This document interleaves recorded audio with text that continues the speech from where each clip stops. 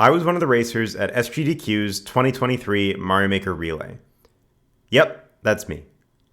None of us knew it at the time, but not only would we raise $250,000 for charity, but this would end up being one of the craziest relay events ever. My team was made up of myself, Shoujo, Lil Curbs, and Tanuki Dan. We were called Team Perchance.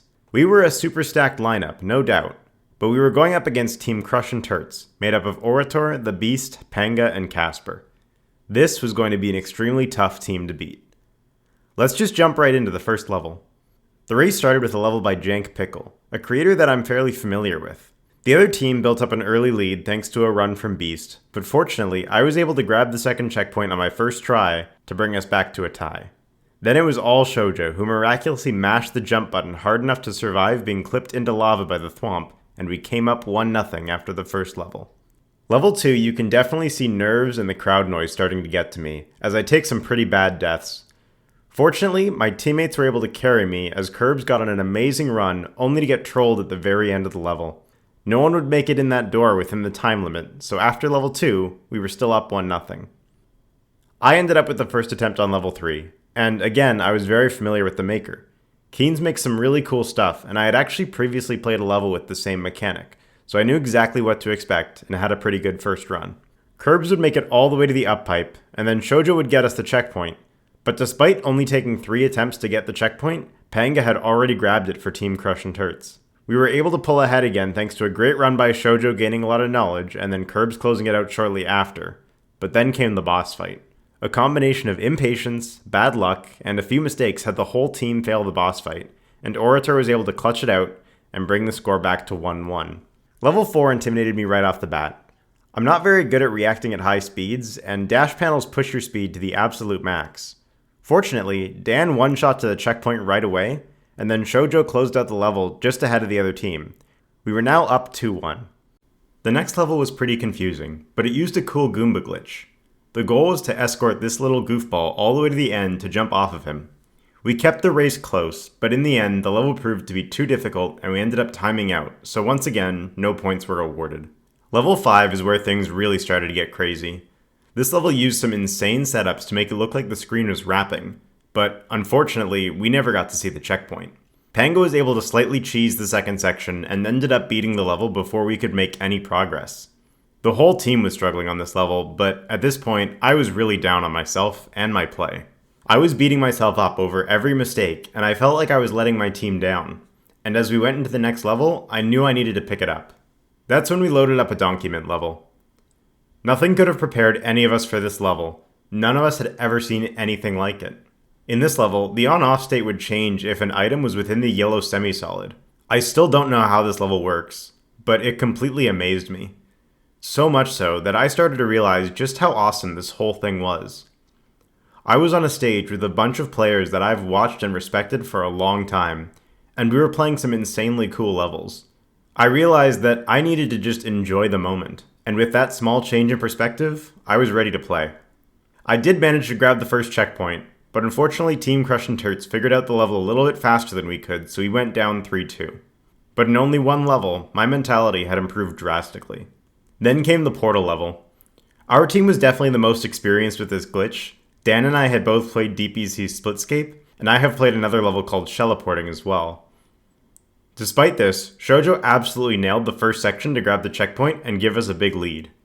This is where I think the team really came together to communicate as one unit.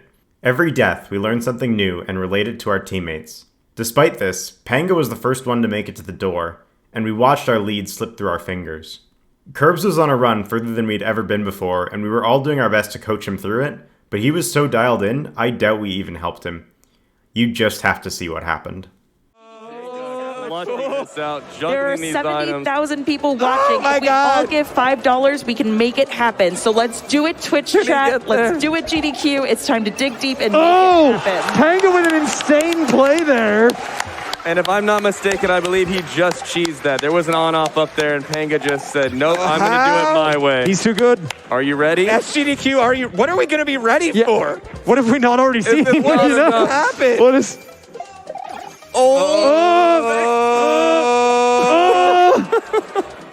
Why? What is happening? And he gets the up line. There's just no way. But there's more. How can there possibly be? How can there be more? Whoa! Mid-air lull. Meanwhile, Curb's actually? Curb's right back there as well. Oh, this is so cool. With every attempt there by Panga, Curbs is closing the gap at a rapid rate here. Oh, the up And he throw. gets... And Here we go. Curbs is here too now. It could go either way. Curb gets it. Curb gets it. There's no way. Wow. That is insane. Wow. And look at the time. Look at the time. 5 seconds to spare. That might be one of the most clutch Crazy things stuff. I've ever seen. Oh my God. You can't write this stuff. Oh my gosh. Apparently Panga was struggling with the D-pad on the Pro Controller, giving him some up inputs, which is definitely unfortunate, but we were definitely going to take advantage. Curbs played so well under pressure and fortunately was able to one-shot the warp shell jump to tie us up 3-3. Then it was time for the co-op level. The teams got to nominate the 2 players that they wanted to race, and there was no swapping. We nominated our best 2 players, Curbs and Shoujo, and while they played great, the other team was just barely able to eke out a win, only seconds ahead of them. That now brings us to the 5-level gauntlet. We had a 10-second deficit, but as it turns out, the levels were way harder than we were expecting, so the 10 seconds ended up being pretty insignificant. We started with a fairly easy fast scroll music level. I got the checkpoint with no trouble, and Curbs was able to get the goal from there, about 10 seconds behind the other team. So far, so even. Next, we had a very cool wall jump and spike ball level that Curbs was able to get to the end, but he got trolled again. Thankfully, Dan was able to clutch up and send the team on to level 3, which is where we hit our first roadblock.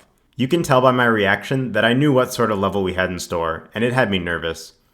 DPC makes some really cool but really tech-heavy levels. This level used the catsuit, as well as the hat power-ups to climb a vertical section at high speeds.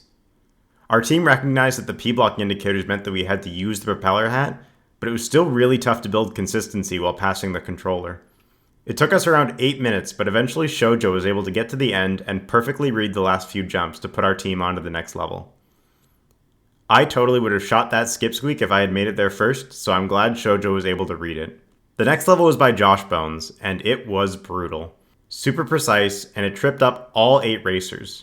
Shooting this ice block but not the piranha was really hard, and so was hitting the shell when jumping out of the claw. Definitely the hardest level of the event, which is not what we were expecting from the gauntlet.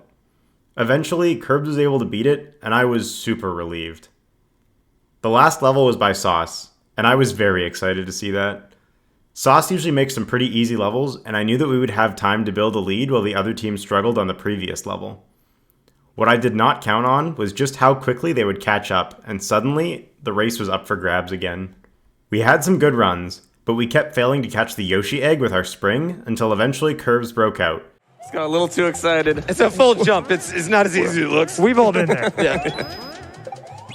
Just push it harder. There it is. Gets the push on the Yoshi. Curbs gets the jump. He knows he needs to grab the spring here. What's going on? Trying to figure out what to do. He's got limited time. And He got he knows. Nails it. it. Is this going to be it? Will this be it? And there it is. Curbs. Team Perchance. Team Perchance securing the bag. We had done it. I could have played a lot better, but my teammates didn't think that or care. We congratulated each other, shook hands with our opponents, and did our best to soak in the moment. Was I happy with my play? No, not even close.